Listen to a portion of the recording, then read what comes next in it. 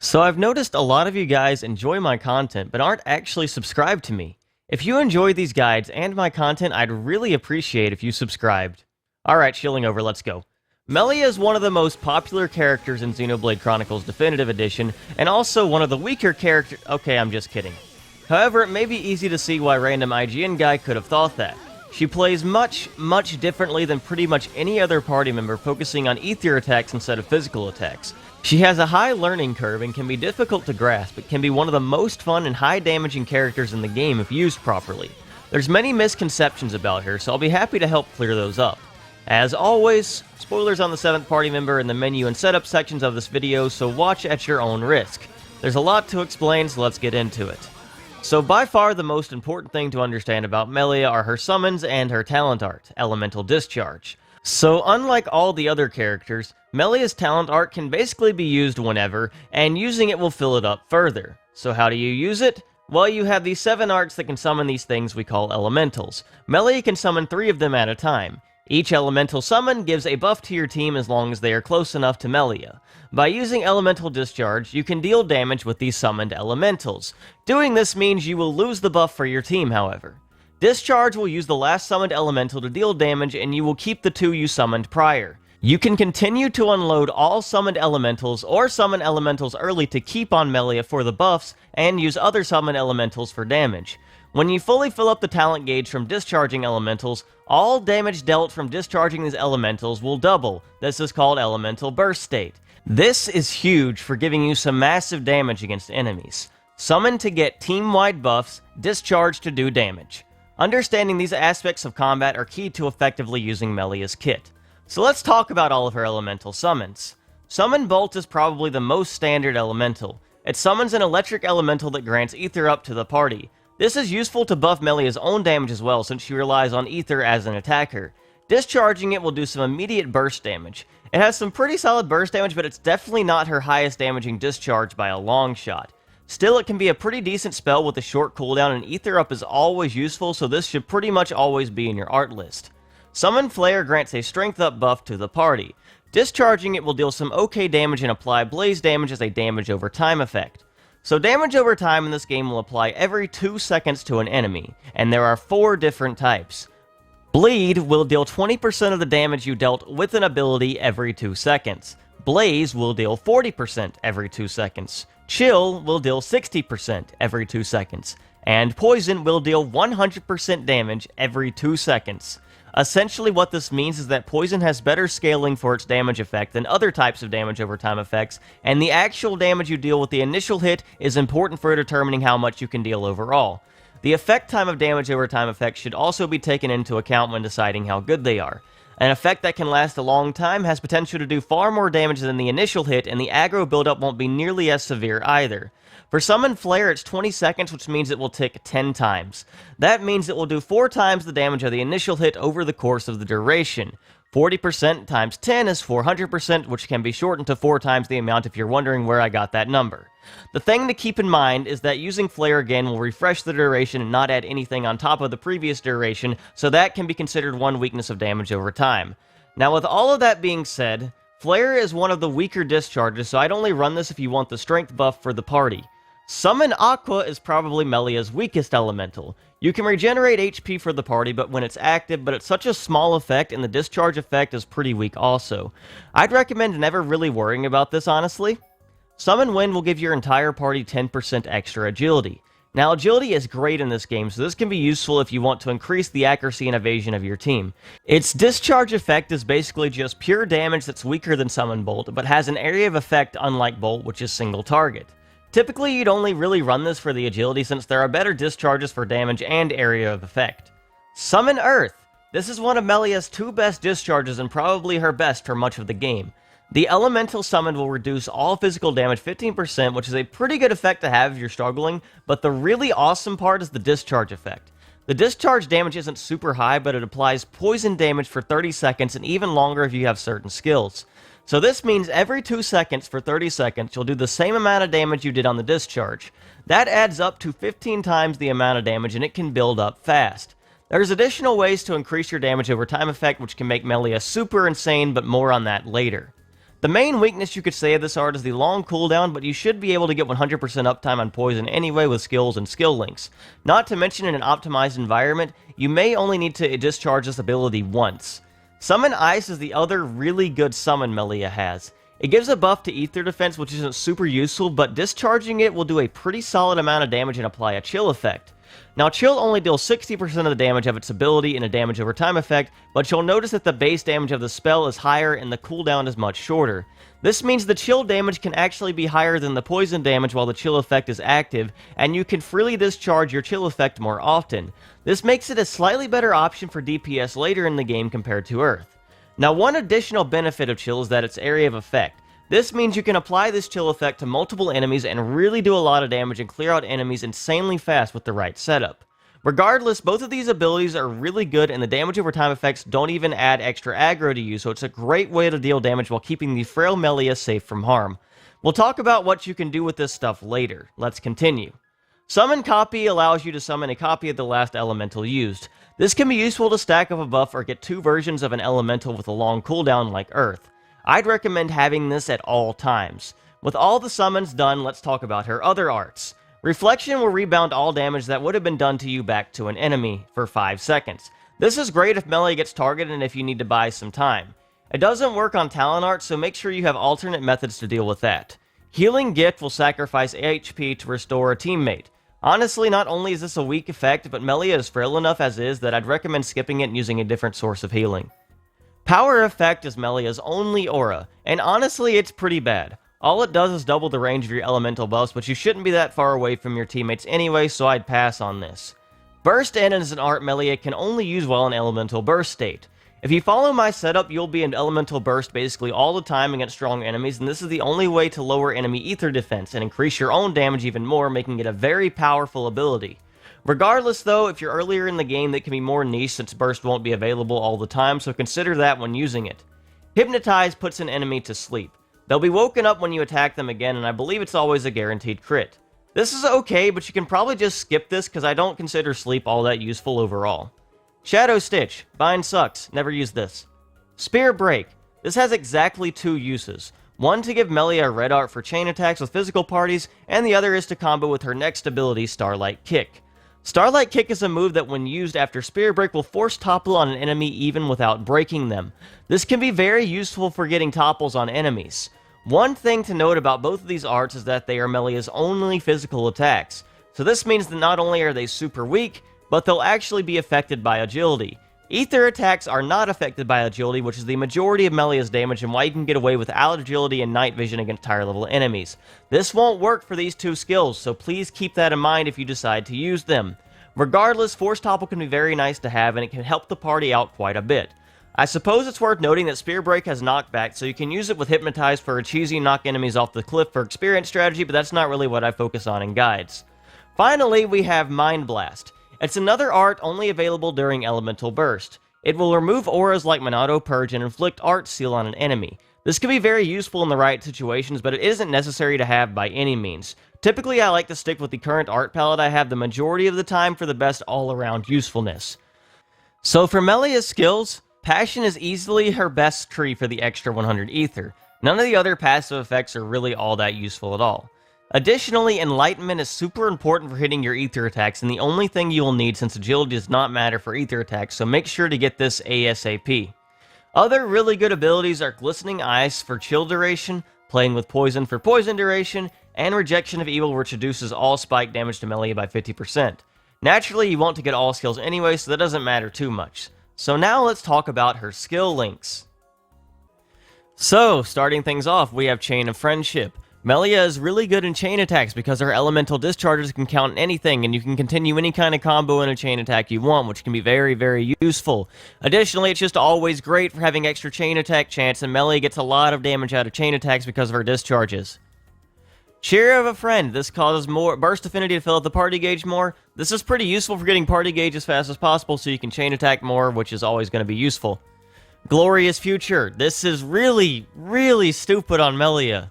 So, talent gauge will be at max after Vision. Now, I already explained earlier, you normally fill up your talent gauge by using elemental discharges, and it'll take a pretty long time to actually get it up, and you probably won't have it for many battles in the game. However, with this skill linked to Melia, every single time you get a vision, this will fill up entirely and you will be in a state of elemental burst and always dealing double damage with your discharges. This is so ridiculous and so useful for helping Melia maximize her damage. I would absolutely recommend having this on her at all times as soon as you get the ability to use Glorious Future. Ether Assault. This increases all damage dealt by ether attacks by 20%. Now, you only get 1 star slot with Sharla, and you might be wondering, well, why not use Ether Explosion, which increases ether by 75? Well, as it turns out, Ether Assault increases your weapon damage also, so it's going to end up being a larger effect than the extra 75 ether, so that's why it's going to be a better option here. Ether Expansion, this increases your ether by 25. That's just useful to have because it's a free ether buff, and it's going to be the most useful circle ability that Sharla has. Amazing Stars reduces cooldown during the night. We like having our reduced cooldowns on Melia because it helps us do more elementals, do more damage, all that kind of good stuff. Ultimate Strike, this increases damage of critical hits. So Melia is going to be at max tension a lot because of something else I'm going to show off pretty soon, so you'll have a pretty high critical hit rate. So this helps just increase your damage even further every time you land critical hits, which of course is going to increase all of your damage. Explosion of Energy. This is another really stupid ability with Melia, because it increases tension by 1 level every time you use Talent Arts. So if you're at normal tension, you'll get to high tension. If you're at high tension, you'll get to very high tension every time you discharge an elemental. This is so great for Melia, because she's using discharges all the time, and you'll pretty much always be at maxed out tension, which gives you a number of benefits like the increased critical hit rate. I'd highly recommend having this, even though it costs 80 coins. But to be honest, Melia doesn't need that many skills links as long as she has her important stuff like Glorious Future and Explosion of Energy, so just keep that kind of stuff in mind. Allstat ups at the buff at the battle of high-level enemies. This is very useful for increasing her own ether and just a bunch of her defenses and everything like that. It's a pretty good skill for her, especially since many fights can basically be over in the first 30 seconds if you're setting Melia up right. Warrior's Ambition increases tension after a successful battle start affinity. This is useful for making Melia get to high tension instantly so she can get to very high tension maxed out after using only 1 elemental discharge. Ties of Friendship increases chain attack link chance. This is great because we like having chain link chance, same as Shulk's skills, just to a lesser effect. Battle Character increases attack power of equipped weapon. This is good, so we increase all of our damage because we're increasing our weapon power. There are other useful skills you could run on Melia, but overall, these are going to be some of the most useful things you can run. A lot of her other skills that you could link aren't going to be nearly as useful as the stuff I've showed off here, so if you got the free coins, a lot of this stuff is really good. But if you're running low on coins, you can probably ditch a couple of these things, like... This is not, you're not necessarily have to run the extra 15% chain link chance if you don't want to waste the 45 coins on it. You can just go and leave it to RNG. This is just great for making your chain attacks guaranteed, for instance.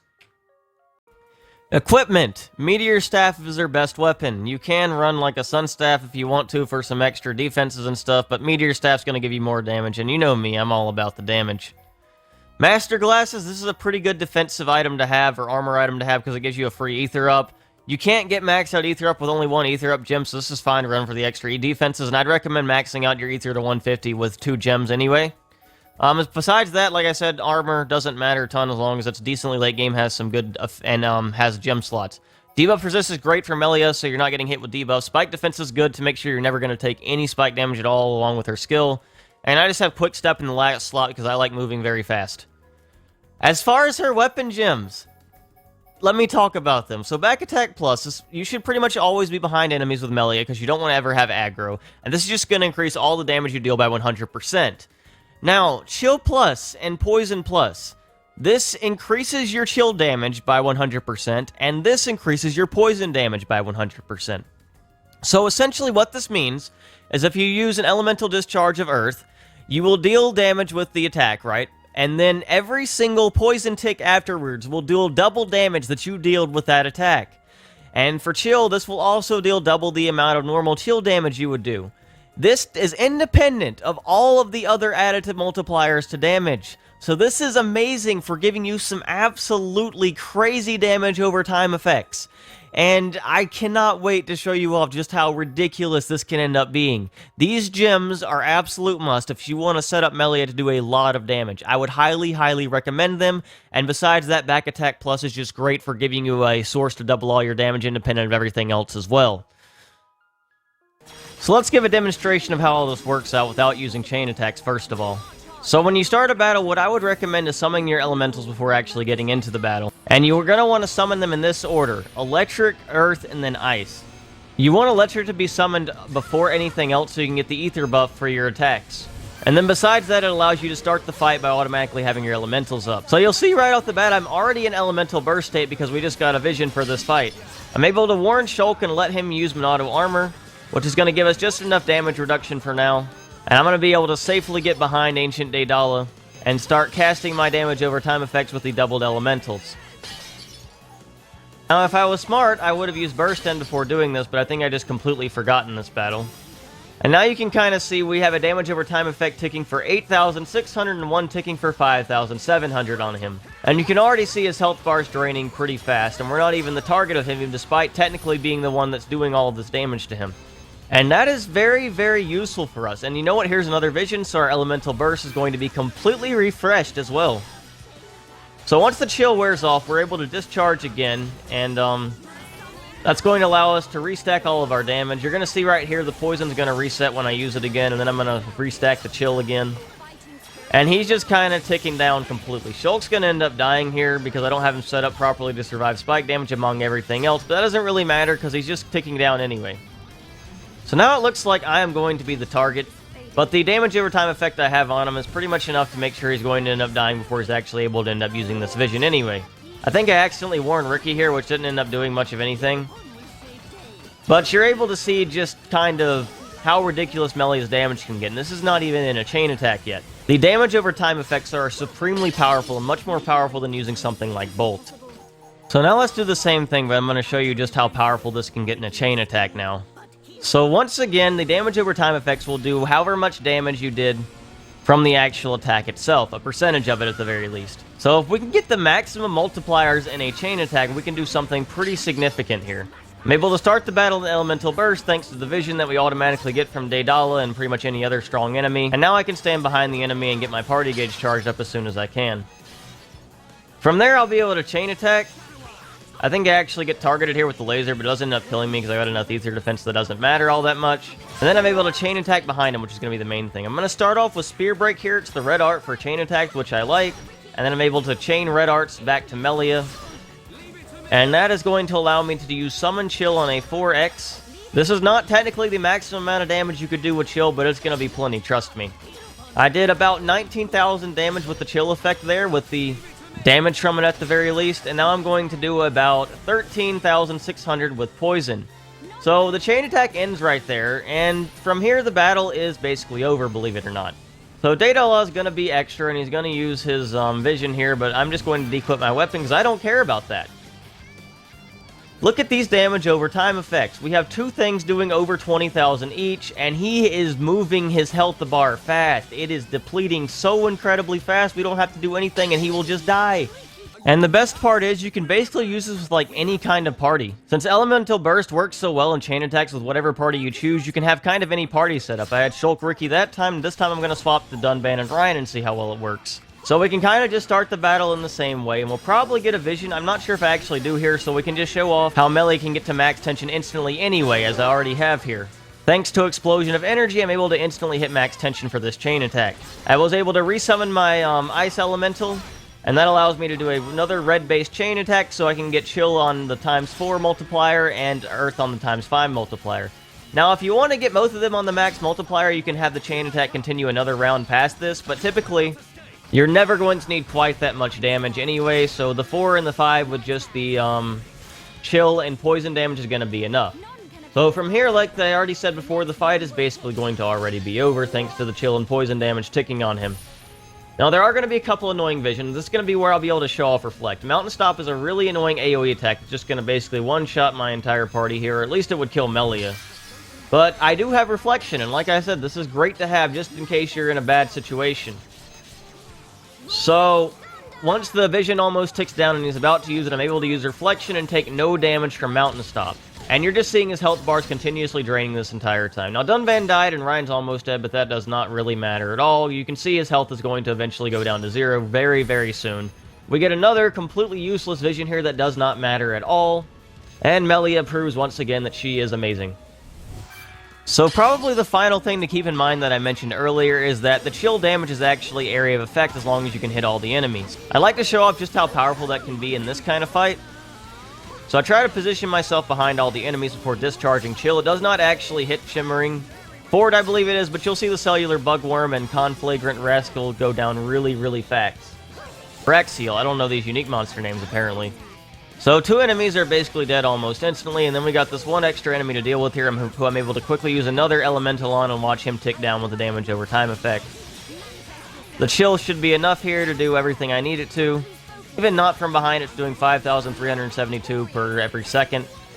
And now we have Immovable Gonzalez and Territorial Rotbard. I'm able to do the exact same thing. I try to summon Poison and use it on both the enemies by using Summon Copy to summon another Poison, so I can use it on both at the same time.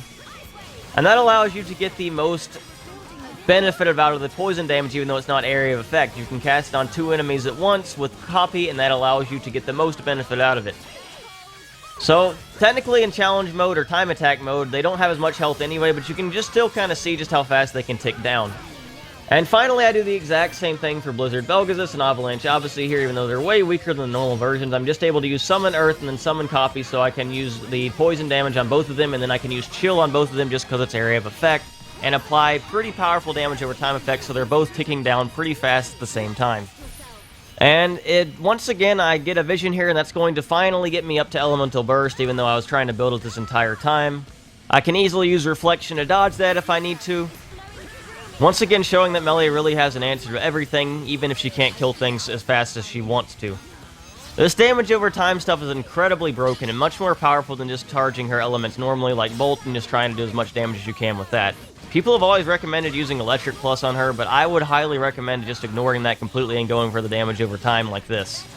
If you've got a good setup, you can pretty much just walk away from an enemy after setting up your powerful damage over time effects, and you can watch them just slowly die, and it's really funny.